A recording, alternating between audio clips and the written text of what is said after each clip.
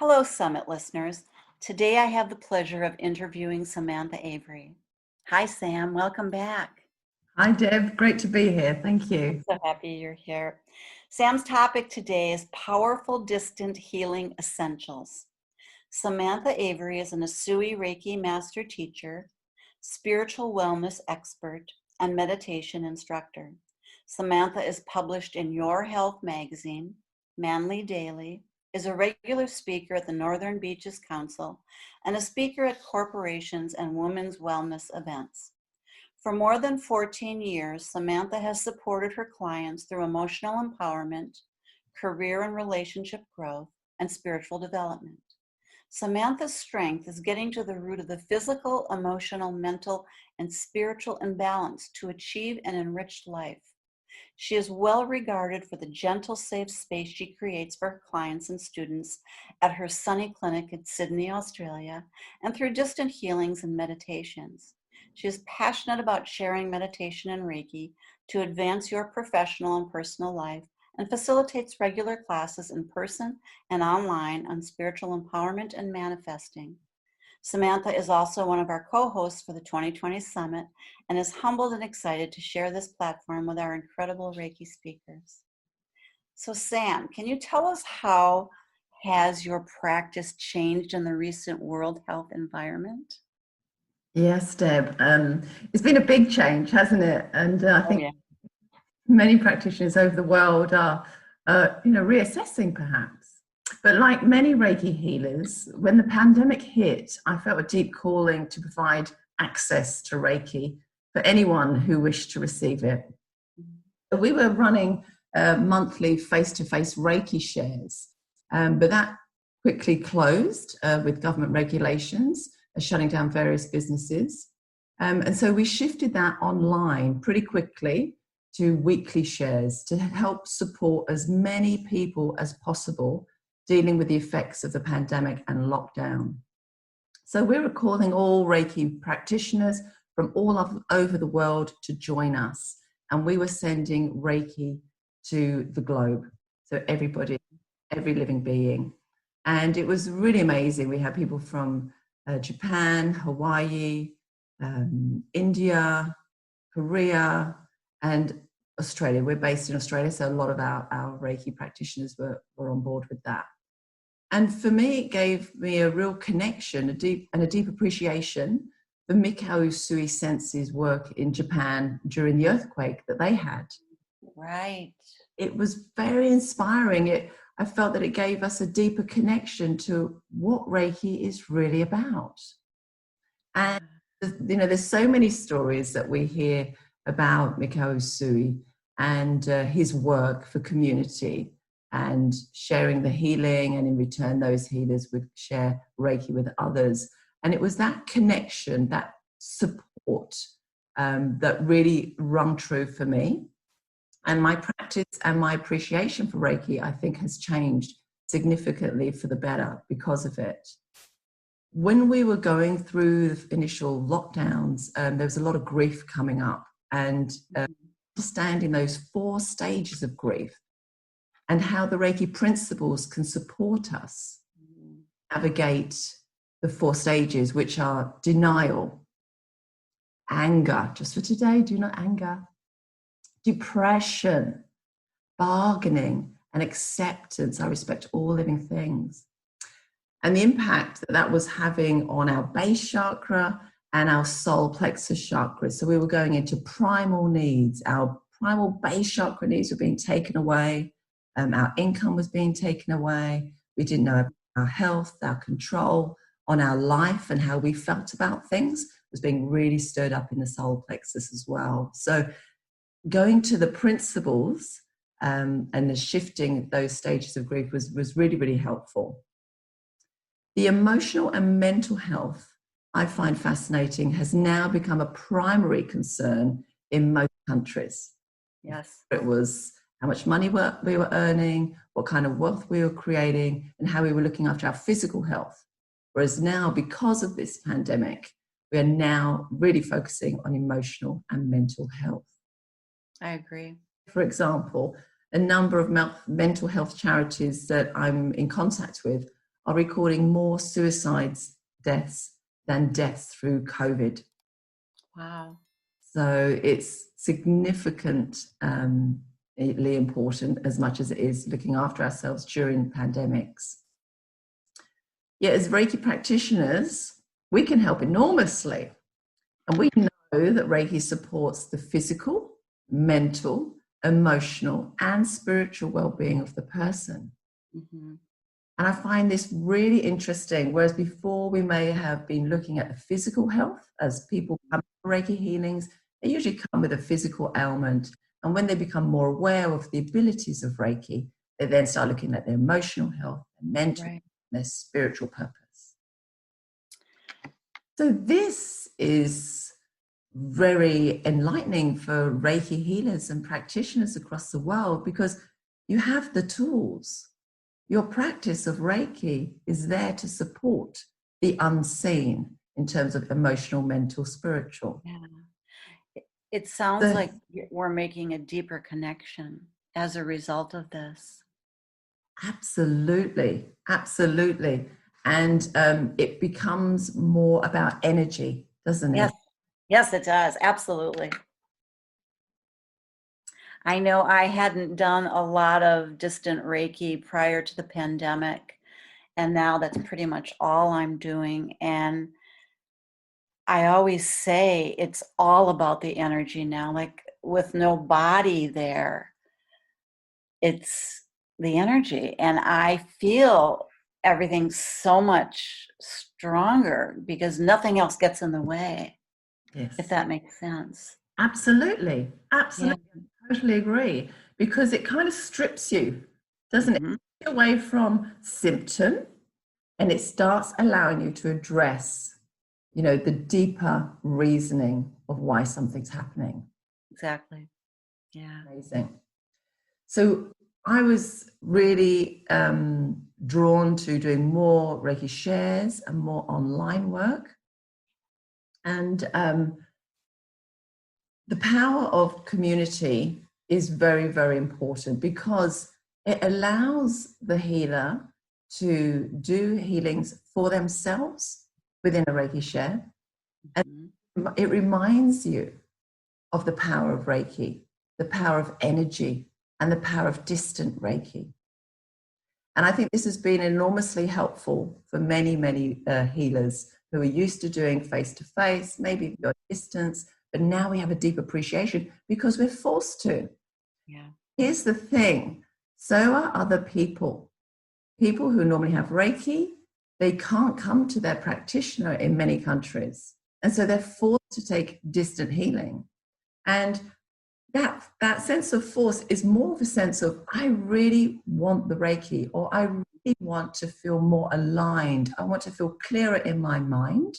I want to feel more at ease and at inner peace during stressful times. I'm going to give it a go. And that's their free will saying, okay, let's give it a try. Nothing to lose. Let's see what happens. And what I'm finding is I'm having new clients who have never had Reiki before, skeptical of distant Reiki or phone Reiki, whatever they choose to call it, or remote Reiki. And they're giving it a go because they want to feel better. And so that willingness to participate in a distant healing, the energy is open, and they're reporting better healings than they've ever had before. Yeah. Mm-hmm. And there are people that have had Reiki healings face to face, and they've come back and said, best treatments I've ever had. That has been my experience as well. And not only that, but I also hear, and I don't have to drive after the session. I can continue to just lie in my own bed. So there's that. Absolutely, in the comfort of their own home. They're saving an hour travel or whatever it might be for them. So you might have already spoke to this, but can you say anything else about how healers can connect with their Reiki community in lockdown? Yes, absolutely. So community and support with like-minded others is more important than ever before. So connecting with your spiritual tribe and Reiki family. Remember I mentioned about the base chakras being knocked around, our sense of stability and security. So your connection with your spiritual tribe and Reiki family is very important, very supportive on so many levels. It anchors you to your sense of belonging and assists you with stability in this changing environment. So I would really encourage you, with technology now at our fingertips, makes digital connection so simple. I mean, how everybody is an expert in Zoom and FaceTime and WhatsApp and webcam. We are experts now. And so this is a really easy time to connect online. And I encourage all Reiki healers to seek local Reiki shares to support themselves through difficult times so that they can then support others. Connect with your teachers. They may be offering shares, they may be offering Reiki workshops, there may be free workshops, there may be free summits. Connect in with what's true for you in your Reiki. Also seek out global Reiki shares. There's amazing ones happening. I've got my global Reiki share. We do fortnightly Sundays, 10 a.m. We've got people from India, Korea, all sorts of places. Sometimes there's 4 people, sometimes there's 40 people. It is all the time. You'll also have a look at your Reiki lineage, because out of a lot of the Facebook groups, a lot of the Reiki lineages have got their own business pages, and them are providing Reiki shares online. So I would be Googling and getting on your social media to get your own support there, which is really important. And then why not create your own share? Okay, so you can connect with other like-minded people. Go on any group saying, I want to create a share. This is a sort of time of day. This is my time zone. Who'd like to join me? If you're a practitioner already or a teacher, you can send out messages on your email. Connect in with your fellow people that you studied with or other people that you're aware of. Send out a mailing list. Put it on Facebook. Put it on Instagram. Hashtag Reiki Share. Yeah, hashtag distant healing, hashtag remote healing, and you will really get a good result. Pop it on Zoom, give them a Zoom link. You might want to share that freely, or you might want to do it as a mailing list. What I do is I do it as a mailing list. And I learned along the way, because the first Reiki show we had 40 people, and I was so surprised. People came back and said, oh, we'd like to do it weekly. But I didn't have any way of contacting these 40 people. So what I do now is I just post a link on my MailChimp, and it creates a mailing list specifically for global shares. So I can send people reminders and links if they want to join us. So that's really important. My sessions are very short. They're 45 minutes to an hour. Some sessions are 2 hours. So go with what feels right for you. And the format, there's no fixed format. Ours happened organically. What we do is gives you an idea. We recite the principles. Ours is open to all lineages and all levels of Reiki. And that was my heartfelt desire, was to make this open and accessible. So we get together, I recite the principles, but invite others from different lineages. If their principles are slightly worded differently, then to honor that, to honor whatever's right for them. And then we do a self-healing together. And I have to say, it's the best self-healing we've ever had, because a group of people that elevate each other's energy, and people are blown away, because, you know, that is energy, and that really allows you as a healer to appreciate the power of Reiki. So sort of just like what we were talking about with the distant healing sessions with your clients, it's sort of taking that to the community and experiencing the same thing.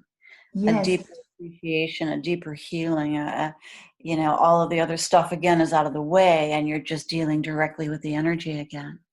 Yes, and it also gives you as a healer appreciation. Yes.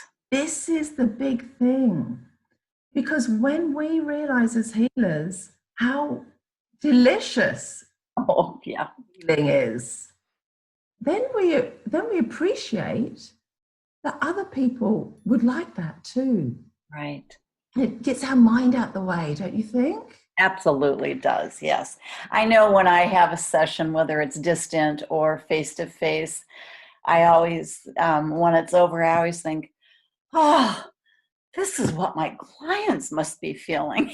Because you forget when you're just giving it, and it's like that, oh my God, this is so great. So much deeper appreciation. Yes. Absolutely, absolutely. So I really encourage you to, soak up the Reiki yourself. Everybody's going through stress. If you're a healer, you need to look after you too. And benefits are, it reminds you how beautiful Reiki is. Right. And there is so much out there right now in terms of resources online with all of the different venues and people doing it. So way more than there was before the pandemic. I mean, that has been one of the blessings of the pandemic is all of the help globally, locally, everywhere. It's just, I mean, I can turn on my computer and between email and Facebook and other apps, there are all these opportunities to, be in meditations or Reiki shares or what have you. It's out there. We just need to do it. It's out there. Just spend 5 minutes. It doesn't even take that long, does it? Mm-hmm. To reassure everybody, the support is there. Yes. What is there? And when you feel the support, you realize that you can provide that support. As Reiki healers, we have this ability to support people when they need it most. They can't get out. Yeah, if they're in lockdown, they can't get out the house. Guess what? Reiki, distant healing. Dealing with stress and all sorts of overwhelm. We're getting second waves of overwhelm, prolonged stress. Distant healing, Reiki. Look at the symbols. Look at the distant symbol. Shifting the past trauma, clearing the way for a more balanced, harmonious future. You can start using your distant symbols to help people focus on their future of a positive outcome. Yep. A distant healing it doesn't just have to be working on a proxy. It can be working with future visions. Right. I think that's when you're going to really engage your clients and offer them something that they don't realize is available through Reiki. Mm-hmm. So let's switch gears a little bit. What advice would you give to other Reiki practitioners seeking to build on their practice and business? So first of all, I would recommend that you have a clear understanding of how to explain distant healing. Oh. I would like you to explain that to me. I know, right? It's a tricky one. And I think all healers have a challenge. So I think there are a few different suggestions I'd like to make, and go with what feels right for you, what you understand. Now, and it also depends on who you're talking to, okay? Because you might have somebody who's really science-based and they want to know science. You may have somebody who's more energy-based, wants to know about energy. Talk the language of your client. And so I would suggest that first of all, you put on any of your marketing or websites or wherever you provide your services, that the services can be provided in your own home. And then you might add distant Reiki. Mm-hmm. The language, so they know that they don't have to leave the house, that it actually can work here. Now, there's a couple of things I like to share depending on who I'm talking to. Now, in Australia, we had a TV series called Medicine or Myth, and it was hosted by the top brain surgeon, Charlie Teo. There was a panel, Charlie Teo, there was a GP, general practitioner, and there was somebody who did science research. And they would have complementary or natural therapies, and they would do trials. So not everything had a trial, but people would present their remedy, as it were. And on one episode, and I like to put this on my Facebook page because it really helps people understand there is a science behind Reiki. On one of those episodes, Charlie Teo explained what Reiki was. Now, Charlie Teo is very mainstream. He's very hard neuro, brain surgeon. And so this is really powerful that he's talking about Reiki. And he said his explanation, and I'll try to say it verbatim, his explanation was, we all have energy. We all have a biofield. Yeah, and for us, we know that as an aura. Yeah, a biofield, very scientific terms. And that biofield is affected by different things, and it affects the physical body. And that's when we have, my interpretation is that's when we have disharmony and dis-ease. But he went on to say, a Reiki practitioner, a Reiki master can affect that biofield positively. And they don't even have to be in the room. Oh, wow. Now, this gives me shivers because for a brain surgeon to talk about distant right, is very powerful. He then goes on to talk about quantum physics, and that if there is something happening here, there's an equal opposite reaction elsewhere. Mm-hmm. So that's Medicine or Myth. I think it's episode 8. But if you want to check that out on my Facebook page, it's there. So that's a scientific explanation. The other explanation I give is, did you know Reiki is shared in over 900 hospitals and clinics across the world? Reiki is also given in the operating theatre with top surgeons in oncology and heart surgery, as well as palliative care and A&E and various other clinics. In theatre, the surgeon and the surgical team are working on the patient. Nobody can go near the surgical team. The Reiki practitioner stands back. And what the Reiki practitioner does is beam Reiki at the patient. Mm-hmm. So the whole surgical team are receiving that Reiki. And the top oncologists tell us that the atmosphere is completely different in theatre. People are more focused, incredibly focused anyway, but they are really top focused. But what the surgeons and the hospitals, and there's various 5 or 8 different hospitals in the US that are saying from surgery, immune system is better, recovery is quicker, less anesthetic, less opioids, and they've got a massive opioid issue in hospitals. Also less stress, more relaxation, improved health. They also receive the medicine, the traditional medicine, better. They're more receptive to the traditional medicine. Now, that Reiki practitioner in the operating theatre is giving distant healing. Right. They're not touching the client. They're at the back of the room. They're giving distant healing. And the scientists, the doctors, the surgeons are telling us of these positive results. So we know distance healing. They are telling us distance healing works. So I find that very, very powerful. It is. The other thing I like to explain is more on a sort of a visual. And I kind of say, well, people say, how does distant Reiki work? So I know it sounds a little unusual, but we're all energy, explain we're all energy.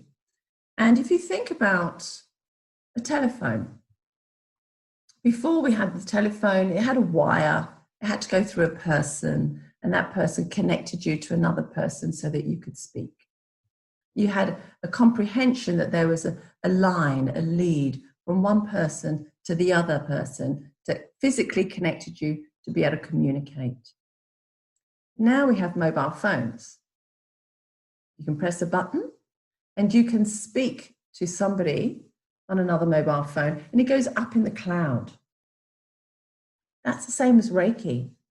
And you use your audio. With Reiki, you use audio, sensory, visual. It is the same thing on a different frequency. It's like a telephone line filled with energy. And for what you tell me, I can feel that, I can see that, I can sense that, I can send you Reiki, you can feel it, you can hear it, you can sense it, and you can receive it if you wish to. And that's another one that really helps people. That's a good way to explain it. And it for those people especially that aren't familiar with Reiki or energy, it's something they can relate to because they all use their mobile phones. Exactly. A very simple explanation, yeah. And we're doing video, aren't we? We're doing video, we're doing audio, and also remind them, you know, when you're thinking of somebody and then they call you, that's the line. I love that. Yeah. And sometimes we have a warm, fuzzy feeling in our hearts, and then we might get a call. Oh, I was just thinking of you. That's your telephone line. Yeah. And one experience or many with that. Yeah, thank you. So the key is really to get that very clear as a practitioner. Get it clear in your mind, the story you're going to tell. Write it down. You know, with your friends. You know, it's always fun when you meet people or friends of friends, or you're on a chat and people say, what do you do? That's your opportunity to practice. So have it written down, get practice on what's comfortable for you. And the feedback as well. See which story is getting better feedback. And I think then once your client has a session, they know and they see, and I know many of my clients have shared with other people that come to me, oh no, you have to go. Oh, you wouldn't believe it. I didn't think it would work. I couldn't believe it, but I did it. Because they missed it. They'd been coming monthly and now all of a sudden they couldn't, you know, so they gave it a try, not really understanding or believing it, but they gave it a try because their body missed it, they missed it, their soul missed it. And they had the session, and I hear so often, oh my God, Deb, it was better than when I was on the table. Yes. And I say, yeah, nothing gets in the way. It's pure energy. And they said, I could feel it. And many times when we speak afterwards, they have some of the same impressions and feelings that we're so connected. So if they just try it that one time. And one thing that I'd like to add, if I may, when I talk to them about considering a distant session, I go through step by step what I do. Like I do a full table session. You know, I put some pillows on the table and I call them or Zoom them first, and we have our, initial conversation. And then I go to the table and do a full hour session, as if it's the person. And I remember the first time I did that, even in my mind, I was thinking, is this really going to work? Because I had never done it quite like that before. And I was given that information from someone I interviewed on the summit a couple of years ago, and it never occurred to me to do it that way, but I took his advice. And I remember I was sucking on a cough drop because I had allergies that day, and I was working on the person's head. And I bit into the cough drop, and I thought, oh my God, they can hear this, because it felt so real, like there was somebody laying there on the table. I said, oh my God, they can hear this. And then I realized they're not on the table. They can't hear this. But it was that real to me, that I just can't say enough how much stronger the distant healing feels to me than not that the face-to-face isn't strong, but it's just different, and it's just wonderful that we can connect in that way.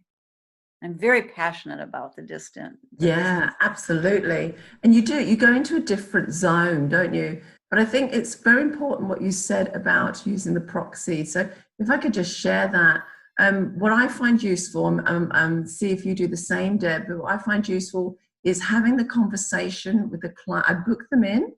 They book in online anyway, but they'll book in a specific time, and I'm at the healing center, or if we're in lockdown, I'm in my practice at home.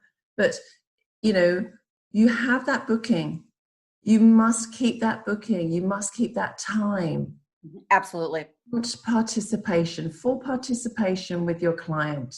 They want to be in a relaxed place, a quiet place where they'll be undisturbed. No kids running around, no jackhammering with the building next door. Quiet place, maybe play some nice music. They might be lying on their sofa or on their bed. And then I like to video call them at the beginning. Me too. Exactly as if they're in the room with me. I show them my crystals. I show them the healing bed, so they can visualize themselves in the healing space. Because remember, Reiki works with free will. Mm-hmm. Want them fully engaged, not, oh, I just hope this is going to work. Right. You want them engaged. Talk, openly about what they want to focus on. And then what I tend to do, we all have a different way. So I encourage people to find their own way of the system that works for them. But I do the video call. We have a little chat, might be 5-10 minutes, maybe more sometimes. And then I use a proxy. I don't necessarily show them the proxy, but I know some practitioners do show like a little teddy bear. I'm going to pretend that this is you, and I'm going to give you Reiki on your head and your arms and your legs, that sort of thing. So you've got to, gauge your client, which works best. I show them my crystals, and I ask them to point to the crystals, and I collect the crystals that they want to use for their healing, and I put that on my proxy. My proxy, I usually use a teddy bear, or I use a pillow. Yeah, I use pillows. Because of the different chakras. So I put the crystals on the various points that would equate to their body. Mm-hmm. Then we end the video call, and I ask them to relax, play some beautiful music, and to turn off their phone. Mm-hmm. Because we don't want their energy disrupted in the middle of a healing session. The more relaxed your client is, the more receptive they are to the healing. Mm-hmm. Then what I do is I do the session, and at the finishing time of the session that they've booked, so really keep to the time because there's a lot of trust there, I send a WhatsApp voice message. Oh. It's not going to disrupt their phone. Also, they've got it there if they want to access it at any time. And it lasts, you can do quite a long message there. So that's what I do. So that works when you're doing overseas international clients. Mm-hmm. You don't have that issue with dialing or anything. So that's a nice direct way of doing it. And then I say, if you have any questions, any feedback, please let me know.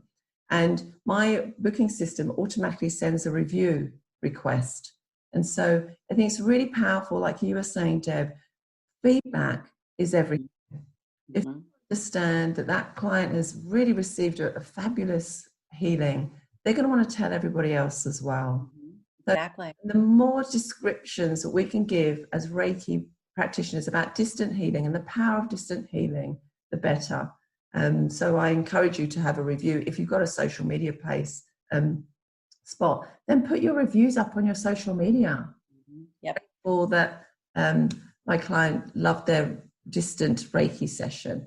Put it up there. It's all about educating people of the ability that they have access to this healing energy. Everybody has access to that. And I feel as Reiki practitioners, that's part of our role, part of our job, to let people know that that's available to them. Absolutely. Thank you. So before we wrap up, do you have any last words for our listeners? I think we've covered quite a lot. Just to recap, make sure you are receiving distant Reiki yourself, either through the shares or through one-on-one consults, and talk about distant healing. Get comfortable with your story. about what distant healing is, and listen to other people, ask their opinions, and enjoy it. Really enjoy it, because you have a gift that everybody deserves to be supported. That's beautiful. Thank you. So Sam is offering 15% off of any Distant Reiki Healing session, and that will go until November 30th. You can book it online at her website at www.samanthaAvery.com. The promotion code is Reiki Raise. And you can also contact Sam via her Facebook page at Samantha Avery Energy. Thank you, Sam. This was a great interview. I love talking about distant healing. I love it. And it is such a powerful topic, don't you think? Oh my God. When I learned distant healing in level 2, I did a lot of it, but I didn't do it in any formal way. If somebody wanted it, I'd meditate for 15 minutes and send it to them. And I would do it in the conference rooms. I was a conference planner at the time, but I never did it like I'm doing now. And a couple of years ago, I interviewed someone, and that was pretty much all he did. And I realized, even though I'd been doing Reiki for over 10 years at that point, or maybe 15 years, that I guess I'm going to out myself. I really didn't trust the distant Reiki. And when I heard the feedback from him and some of his clients, I talked to a few of my regular clients and I said, can I try this on you? Can I start doing this? And honestly, I was just blown away, and I was ashamed that I hadn't done it sooner, because I thought I could have been doing. And I think there's a lot of Reiki professionals that are afraid to do it for money. I always thought, well, it was okay to just send it here, but to actually have it as a practice, I personally didn't trust that, even though I had a full-time Reiki practice. I had to, I guess, hear it from somebody else to trust and try it, and it was so powerful. And now, and thank God, because now that's pretty much all I do. Yes. It's interesting. The trust is huge. I think with for trusting yourself, and obviously with clients. My first experience of Reiki, distance Reiki, was, I think it was level 2 as well. Great story. My sister called me one day. I was in Australia and she lives in England. And she told me that my 16-year-old nephew had been in a fight. He was protecting a friend, and he got the worst of it. And he had a broken jaw and very other terrible issues. And it happened that day. And obviously she was very upset. She said, can you send him Reiki? I said, okay, well, I'll give it a go. Just wanted to help however I could. And that was her request. So I said, okay, I'll send him Reiki whilst he's asleep. And let's hopefully it will settle his nerves, if anything. Anyway, the next day she called me. I said, well, how did it go? Did my nephew feel any better? She said, oh, yes. It worked too well. I said, what do you mean it worked too well? She said, well, he woke up and all of the swelling around his broken jaw had gone down so much that when the inspector came round the next day to take photographs, bad for the case that was going to court. Wow. That's amazing. Yeah. Wow. Yeah, I'm so glad you chose to talk about this topic, because I think for now and for a while it's going to be the new normal. So, hopefully this topic and your wonderful information will give people permission and, able to do it and feel comfortable doing it. Beautiful. Great chatting with you, Deb. Thank you so much. Many blessings to you.